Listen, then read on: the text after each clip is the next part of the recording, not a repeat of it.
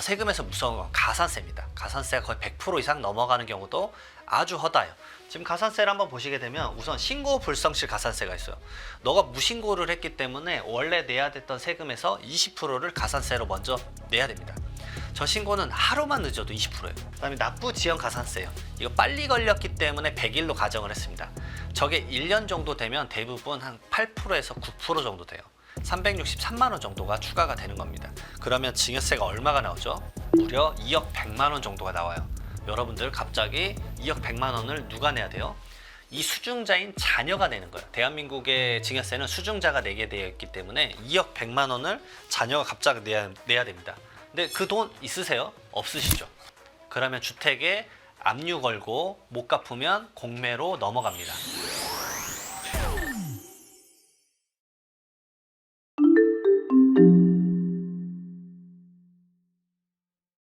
이번 시간에는 제가 증여, 요즘에 현금 증여 절세 트렌드, 그 다음에 세무조사 트렌드 어떤지에 대해서 믹스해서 말씀드리도록 하겠습니다. 저희가 이런 이제 다양한 컨텐츠를 보면서 증여 관련된 것들 많이 배우시잖아요. 근데 이게 계속 시대 흐름상 바뀌긴 합니다. 그리고 최근의 트렌드가 뭔지를 먼저 말씀드리면 우선 3월 19일 날 주택시장 안정화 방안이 나왔어요. 그래서 말 그대로 이제 토어제, 토지거래 허가구역이 갑자기 강남 3구랑 용산구 모든 아파트 단지에 묶였습니다. 말 그대로 주택가격이 다시 올라간다라는 걱정 때문에 그런 거죠. 지금 어떤 트렌드죠? 똘똘한 한 채입니다. 똘똘한 한 채에 계속 몰리는 거예요.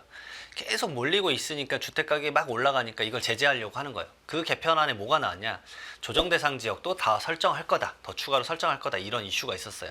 그러면서 거기에 이제 뭐 이런 다양한 자금 조달, 너희들 주택 어떻게 사는지 내가 다 면밀히 다 살펴보겠어. 아주 강화된 내용으로 살펴볼 거야. 라고 하면서 그것에 대한 세무조사도 많이 하겠다라고 했었습니다. 자, 그러면서 국토부에서 그 보도자료가 나온 지 정말 얼마 안 돼서, 왜냐면 웬만하면 그 3월 19일 날 그런 대책이 나오고 나서 전수조사를 좀 어느 정도 합니다. 그래서 대부분 한 500개나 600개 정도의 사례를 좀 잡아낸다거나 아니면 300개 정도 잡아내요. 근데 대부분 그게 한 2달 있다가 아니면 3달 정도 있다가 나오는 편인데 4월 2일 날 아주 빠른 시점이죠. 거의 2주도 안 돼서 국토교통부에서 이런 것들을 잡아내겠다. 서울시 아파트 이런 것들 잡아내고 있다. 그래서 국세청에 통보할 예정이다라고 벌써 나왔어요. 이걸 보면서 느꼈던 게 뭐냐면 곧 자금 출처나 이런 부동산 취득한 사람들에 대해서 증여세 조사를 엄청 많이 할 수도 있겠구나 라는 생각이 들더라고요. 그래서 먼저 첫 번째 말씀드릴 거는 부모 자식 간의 계좌이체 금액 전부 다 그러면은 세무조사를 하느냐라고 질문에 대해서 말씀을 드려보고 싶어요. 첫 번째로 이거를 모든 계좌를 들여다보고 있을 수는 없습니다. 국세청은 그렇게 한가하지 않아요. 정말 바쁩니다. 정말 바쁘기 때문에 이런 것들을 즉각적으로 반응할 만큼 한가하지 않아요. 그럼 그 정도의 말 그대로 행정력 당연히 없고요. 근데 언제 살펴보냐면 아까 방금 말씀드렸던 그거예요. 이 소득이 없는 자녀가 갑자기 어떻게 이 고액의 주택을 샀을까? 그런 하나의 거대한 자금을 소비했었을 때 살펴보는 거예요. 주택 10억짜리를 어떻게 연봉 한 5천만 원 정도 그리고 사회생활한 지 3년밖에 안 된 자녀가 샀을 수 있었을까? 그게 뭐냐면 주택 자금조달 계획서부터 살펴보는 겁니다. 주택 자금조달 계획서는 2017년 8.2 대책 때부터 이제 시작을 하고 있어요. 그래서 조정대상 지역이랑 투기과열지구는 내가 주택을 취득한다 그러면 무조건 주택 자금조달 계획서를 써야 됩니다. 그리고 6억 원 이상의 주택을 취득할 때는 지역과 상관없이 다 써야 돼요. 근데 투기과열지구는 약간 더 이제 강화되게 봅니다.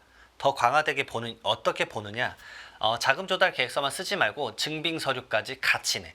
너가 취득했을 때 어떤 자금으로 샀는지 소득금액 증명원 전부 다 오픈해서 보여주고, 그 다음에 계좌 내역 잔액 보여주고, 증여를 받았으면 증여세 신고서 보여주고, 너가 종전주택을 팔아서 했으면 종전주택 양도소득세 신고서 가져오고, 너가 아버지한테 돈을 빌려서 했어? 그럼 차용증 가져와.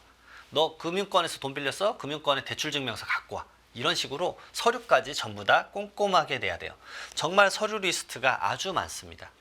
자, 그래서 아까 예시로 말씀드렸던 거죠. 10억 원의 주택을 구입을 할 때 부친으로부터 10억 원을 받았어요. 그래서 자기 자금 10억 해가지고 주택 자금 조달 계획서를 쓰는 사람이 있느냐?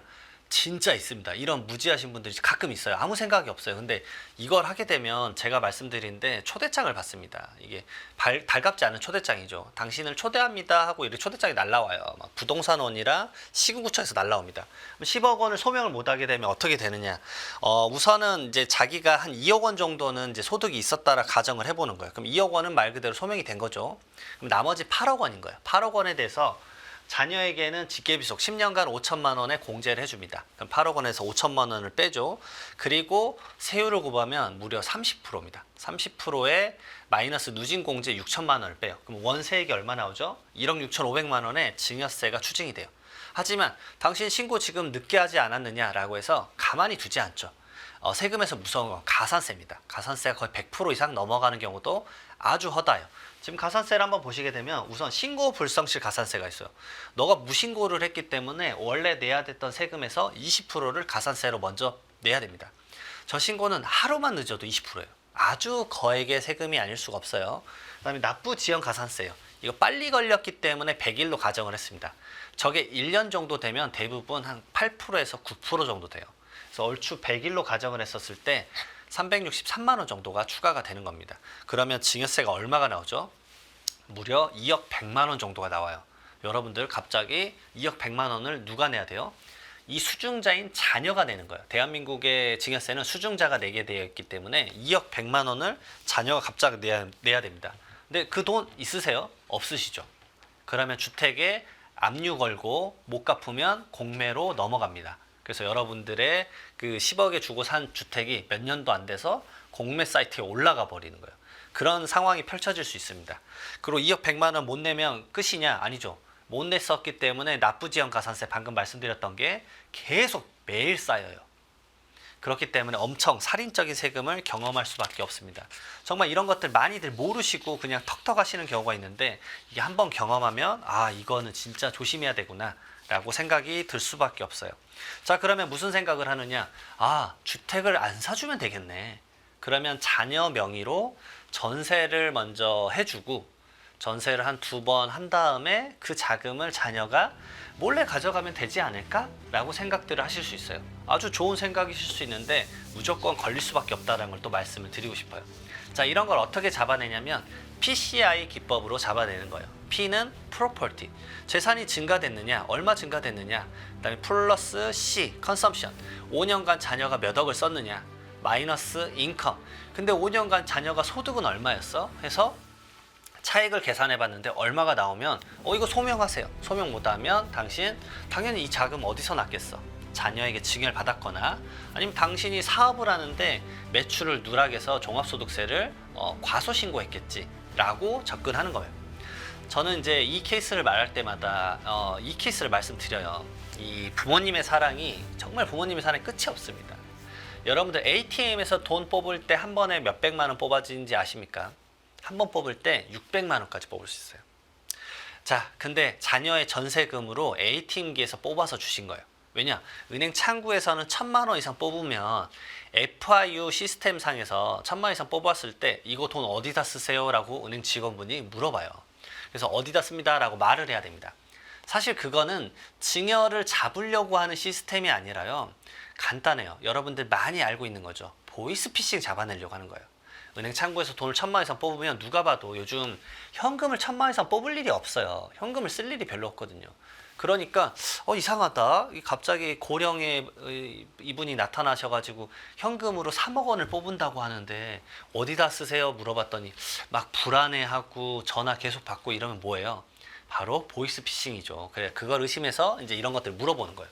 이제 그것을 피하기 위해서 이분이 ATM기에서 600만 원씩 무려 165번 9억 9천만 원을 뽑아서 자녀의 전세금으로 줍니다. 근데 여지없이 걸렸죠. 무려 10억 원의 전세예요. 그러면 P가 프로퍼티가 10억이라고 보면 플러스 컨섬션 자녀가 한 2억 정도 썼다라고 가정을 할게요. 마이너스 인컴 근데 자녀가 5년간 한 3억 정도 벌었다고 하겠습니다. 그러면 차액인 9억 원은 자녀가 어디서 났어요? 라고 물어보는 거죠. 근데 자녀가 소명할 길이 없어요. 그러면 어떻게 되죠? 그것에 대해서도 당연히 증여세가 추징될 수밖에 없는 거예요. 거기다 하나 더 전세도 이제는 무작정 피해갈 수 없습니다. 왜냐하면 뭐가 있죠? 전월세 신고제가 있습니다. 그동안에 약간 유예가 되긴 했었는데 25년 6월 1일부터는 본격적으로 시작될 것 같아요. 그래서 전월세 신고제도 당연히 해야 됩니다. 보증금 6천만 원 초과되거나 아니면 월세 30만 원 초과되는 전월세에 대해서는 모두 신고를 해야 돼요. 결국 그러면은 이 자녀 이 사람이 전세 뭐 9억짜리 10억 원짜리를 이 전세로 들어갔습니다라고 해서 신고를 하게 될 거고, 그 내역을 토대로 당연히 전세 10억 원? 이 사람은 소득이 도저히 그게 안 되는데? 라고 해가지고 추징이 들어갈 수 있다라는 거죠. 자, 이런 다양한 관점으로 여러분들이 큰 거액의 자금을 쓸 때는 항상 이슈가 될 수 있다는 거 절대 잊지 않으셨으면 좋겠어요. 특히나 이 두 부분에 대해서 가장 많이 이제 저에게 의뢰가 오는 분들이 누구냐면 사실은 신혼부부들이에요. 신혼부부들이 제일 많이 옵니다. 그래서 신혼부부들이 이제 이걸 왔었을 때 기존의 소득에 비해서 너무 거액의 부동산을 사게 되는 거죠. 사실 결혼할 때 이렇게 자금 주시니까 그런 걸로 전셋집이나 뭐 이렇게 신혼집을 얻어가는 경우가 많은데, 그것에 대해서 조사가 꽤 많이 일어난다라는 관점이에요. 그래서 제가 뒤에 말씀은 드릴 거지만 지금 미리 말씀을 드리면, 그런 신혼부부들 조사가 너무 많은데 그런 것들을 계속 조사하면 어떻게 돼요? 그럼 누가 결혼을 하려고 하겠습니까? 제도를 지금 안 쓰려고 하겠죠. 그래서 뭐가 생겼냐면, 혼인이나 출산했었을 때 1억 원의 공제를, 증여 공제를 더해주자라는 게 생겼습니다, 최근에. 그래서 기존에 10년간 5천만 원까지 자녀에게 줄 수 있었는데, 플러스 너가 혼인을 한다. 그럼 혼인 전후 2년간에 1억 원. 아니면 아이가 태어나면 출생 후부터 2년 이내에 1억 원. 그래서 혼인을 하든 아니면 손주가 태어났든 그 자녀에게 1억 원을 더 줄 수 있는 거죠. 그래서 결혼할 때 예비 신랑 신부가 각각 1억 5천만 원씩 받아서 3억 원으로 본인의 신혼 생활을 시작하는 거예요. 이게 왜 딱 3억 원이냐면 2022년, 2023년도에 결혼 평균 자금이 딱 3억 원 정도 됩니다. 그래서 이걸 기반으로 딱 제도를 개편해 준 거예요. 자, 이런 방향이 있다라는 걸 알아두시고요. 자, 그러면 바로 그런 말씀을 하십니다. 그러면 현금 몰래 뽑아서 주면 되지 않냐? 방금 말씀드렸지만 현금을 몰래 빼서 주는 것 자체도 쉽진 않다라는 걸 어느 정도 깨달았지만, 조금씩 빼서 주면 되지 않겠냐, 이렇게 생각을 하실 수 있어요. 첫 번째로 제가 그 말씀을 드리죠. 상속세 세무조사 때 결국 다 걸린다. 왜냐하면 추정상속재산, 이 부분에 대해서 지금 모르시는 분들은 전 영상을 한번 보시면 좀 도움이 되실 것 같아요. 자, 추정상속재산이라고 해서 1년 내 2억 원, 2년 내 5억 원의 현금 인출 금액이 있으면 그거를 오히려 상속인이 소명을 해야 됩니다. 결국은 현금 인출 금액이 많았다는 내역은 그걸 내가 소명하지 않으면 결국 상속세든 증여세든 어떤 방식으로든 추징당할 수 있다는 게 핵심이에요. 자, 그 다음에 이체 이후에 짧은 시간 내에 자녀, 사위, 며느리, 손주에게 입금이 되는 경우가 많이 밝혀져요. 그러면 그것도 소명해야 돼요. 저는 이런 케이스도 있었어요. 그분은 요양원에 계셨는데 용인에 계셨어요. 그리고 그분의 계좌가 갑자기 송파에서 매일 막 100만 원씩 인출이 되는 거예요. 그리고 그 금액이 공교롭게 그날 아니면 일주일 이내에 송파에 살고 있는 큰아들의 배우자, 큰며느리 통장으로 입금이 되는 거예요. 그런 것들을 이제 세무서에서 이게 누가 봐도 수상하다, 이거 소명해달라라고 이제 밝혀내달라라고 말씀을 하신 거죠. 물론 소명은 잘했습니다만 여러분들 이런 거 당연히 어떻게 돼요? 오해를 살 수밖에 없잖아요. 누가 봐도 정황이 이상한 거예요. 자, 이런 것들 당연히 조심하셔야 된다는 얘기 말씀을 드릴 수밖에 없고, 그 다음에 제가 결론적으로 항상 이 말씀을 드립니다. 제가 하나 질문을 드려볼게요. 여러분들 최근에 100만 원 이상의 실제 현금을 쓰신 적이 있으십니까? 100만 원 이상의 현금을 쓴 적이 있을까요? 대부분 경조사가 나면 그래도 한 10만 원이나 20만 원 현금 뽑아서 쓸 수는 있어요. 근데 100만 원 이상 쓴 적은 곰곰이 생각해 보면 근 10년 이내에 한 번도 없었던 것 같아요. 거의 없으실 거예요. 저는 제가 같이 일하는 파트너 세무사가 결혼을 한다거나 뭐 그랬을 때 200만 원, 300만 원 현금으로 드린 적은 있었어요. 이제 그 정도의 특별한 이슈가 아니면은 거의 그런 일은 없으실 거란 말이죠. 말 그대로입니다. 여러분들 현금 부모님이 속된 말로 주구장창 뽑았는데 줘서 어떻게 쓰실 거예요? 결국 내가 그 돈으로 차를 사든 아니면 전세 자금에 보태든 아니면 주택 비용에 보태든 결국은 내 계좌에 입금하고 줘야 돼요. 그걸 받는 사람도 이 현금을 갑자기 받으면 이게 어디서 온 자금인지 알고 불안해서 받겠습니까? 그 내역도 소명되지 않으니까 계좌에 넣어서 주세요라고 할 거죠. 왜냐하면 무조건 현금 받았을 때 본인도 처치가 곤란하거든요. 그래서 요즘 부동산 계약할 때도 수표 거래도 이제 거의 없어졌잖아요. 예전 10년 전만 하더라도 뭐 계약금은 수표로 뽑아서 주고 이런 경우가 있었지만 요즘은 그런 경우 거의 다 사라졌습니다. 경매에 있을 때나 그 정도가 있는 거고요. 말 그대로 내가 현금을 몰래 받아도 그걸 쓸 길이 없다. 이런 것들을 좀 알아두시고 생각을 하셨으면 좋겠어요. 받는다고 끝이 아니라는 거죠. 자, 그 다음에 생활비입니다. 여러분들 그러면 생활비 받으면 되지 않느냐라고 물어볼 수 있는데 제가 한번 법문구를 한번 보여드리도록 할게요. 자, 여기 보시게 되면은 증여세가 비과세되는 생활비를 한번 제가 법문글 그대로 올려봤어요. 가끔 이렇게 원문을 한번 봐야 여러분들이 더 이해가 편하실 수도 있으니까. 여기 보시게 되면은 사회통념상 인정되는 피부양자의 생활비라고 적혀 있어요. 말 그대로 이렇게 적혀 있죠. 자, 사회통념상 인정되는. 그래서 제가 이 강의를 갈 때마다 가장 많이 듣는 질문이 그거예요. 생활비 얼마까지 줘도 돼요? 이렇게 물어보시는 거예요. 제가 어떤 유튜브 채널이었는데 김용명 씨가 마로니에 공원에 가서 거기 해와 대학로잖아요. 그래서 이제 젊은 친구들이 많아서 이제 그 말을 한 거예요. 자, 한 달에 용돈 얼마 받으세요? 해서 뭐 30만 원, 50만 원, 뭐 이렇게 말씀하셨어요. 어떤 분이 이제 100만 원 해서 와 했었어요. 거기서 끝나는 줄 알았는데 갑자기 어떤 분이 이런 얘기를 한 거예요. 저는 1,500만 원 받아요. 이러더라고요. 그래서 이제 딱 보자마자 제가 그 생각을 했어요. 저분은 우리나라 세법 모른다. 우리나라 공부를 안 하신 것 같다. 근데 여지없었어요. 그분은 교포였어요. 근데 그분이 인터뷰를 하는데 모자이크 처리됐었어요. 모자이크 처리돼서 인터뷰를 하는데 이러시더라고요. 나는 초밥을 먹고 싶으면 도쿄를 가요. 놀이공원을 가고 싶으면 홍콩을 갑니다. 이러더라고요. 그래서 내가 맞아. 그러면 저거 생활비라면 상관없어. 왜냐? 생활비는 일시적이고 소모적으로 돈 다 써버리면 진짜로 다 생활비로 인정을 받아요. 그러니까 뭐 100만 원까지 생활비 이런 기준이 없는 거예요. 왜냐? 누군가에겐 하루의 생활비가 10,000원일 수도 있고 누군가의 하루의 생활비가 100만 원일 수도 있어요. 물론 너무 많죠. 사실 100만 원이 하루에 쓴다라는 거. 어쨌든 그분은 저는 이제 이런 생각을 했죠. 저건 비과세일 수도 있다. 근데 그분이 약간 오해되게 한 건 그거였어요. 본인의 계좌를 보여줬어요. 물론 계좌도 모자이크 처리가 됐지만 그때 김용명 씨의 표정을 보니까 꽤 고액이었던 것 같아요.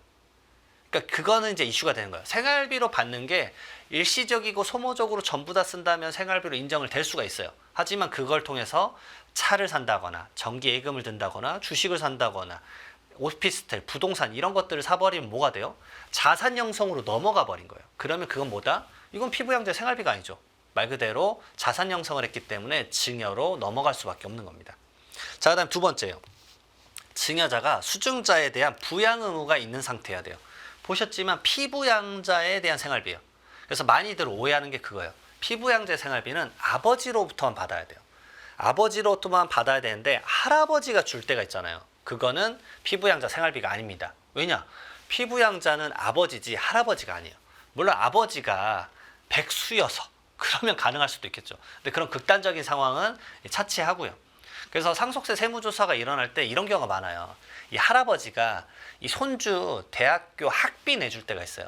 근데 이 학비가 외국 대학일 경우에는 학비가 비싸요. 한 학기에 뭐 4천만 원씩 한단 말이에요.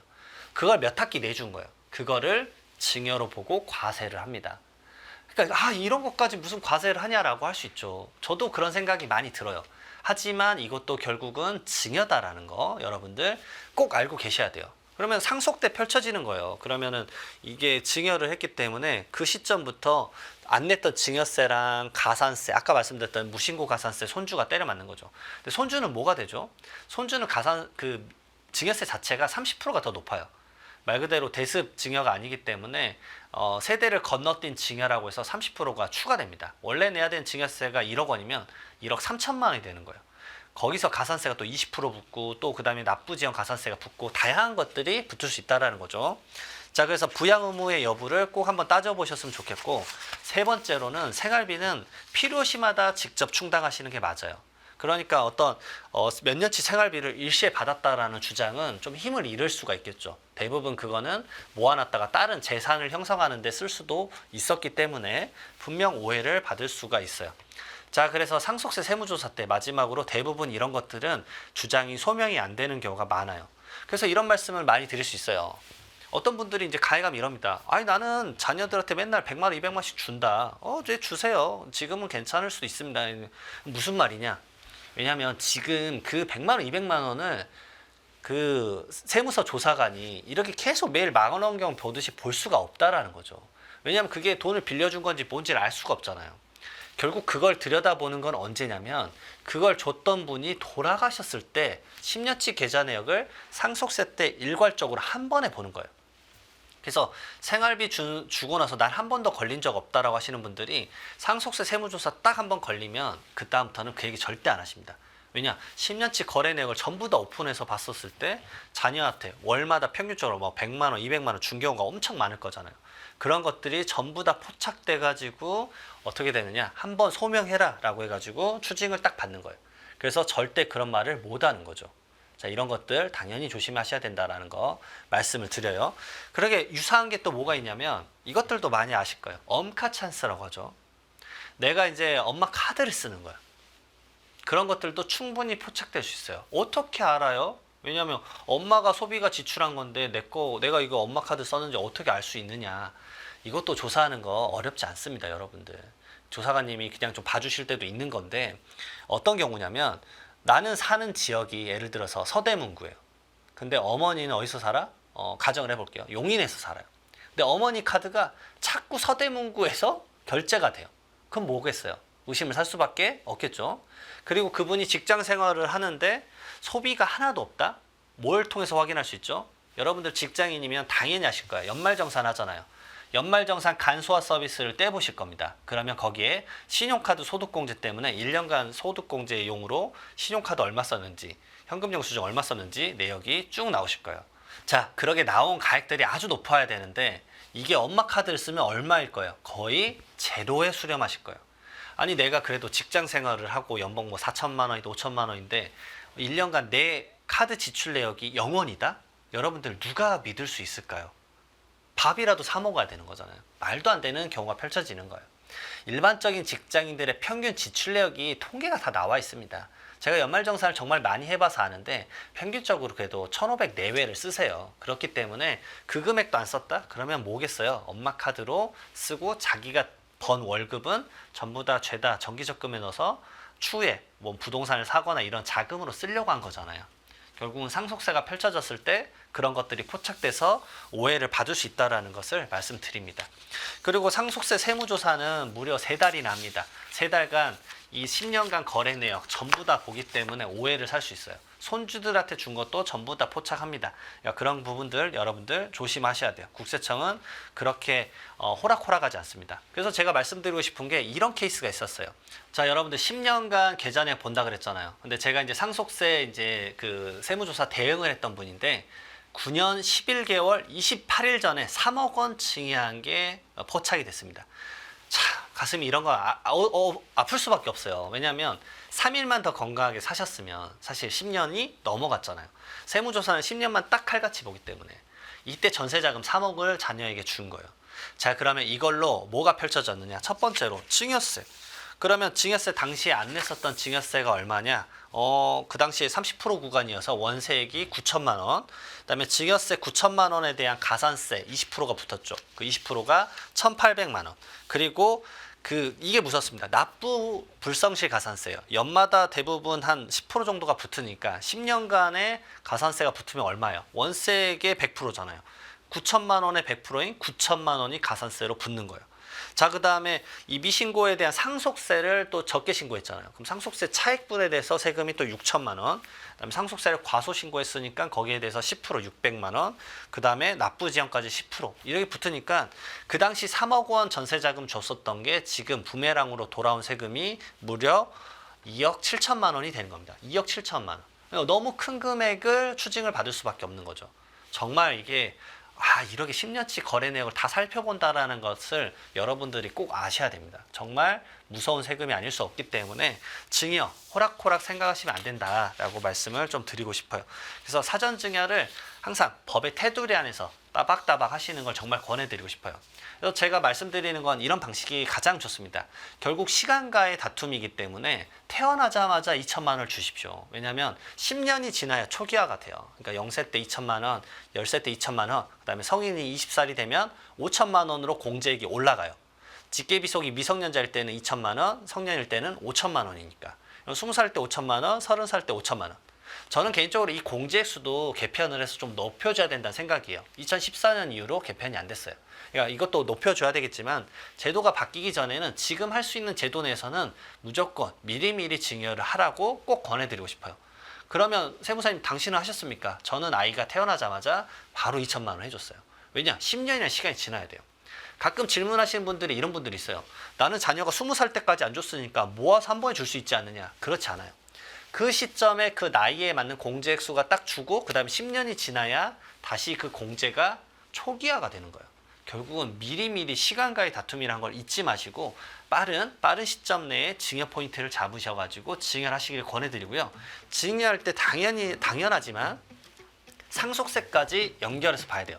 제가 마지막에 결국은 상속세 세무조사 때 기존의 증여가 포착된다고 말씀을 드렸기 때문에 여러분들의 자녀분들 나이가 막 50대 내외다 그러면 상속까지 연계해서 이런 플래닝을 같이 좀 잘 짜셨으면 좋겠습니다. 미래의 증여세와 상속세 좀 고통이 있을 수 있겠지만 최대한 슬기롭게 부의 이전 하시길 권해드리면서 오늘 영상 여기서 마치도록 하겠습니다. 감사합니다. 매일 돈을 쓰는데 그 가치는 누가 정할까요? 정답은 슈퍼달러 슈퍼리치에 있습니다.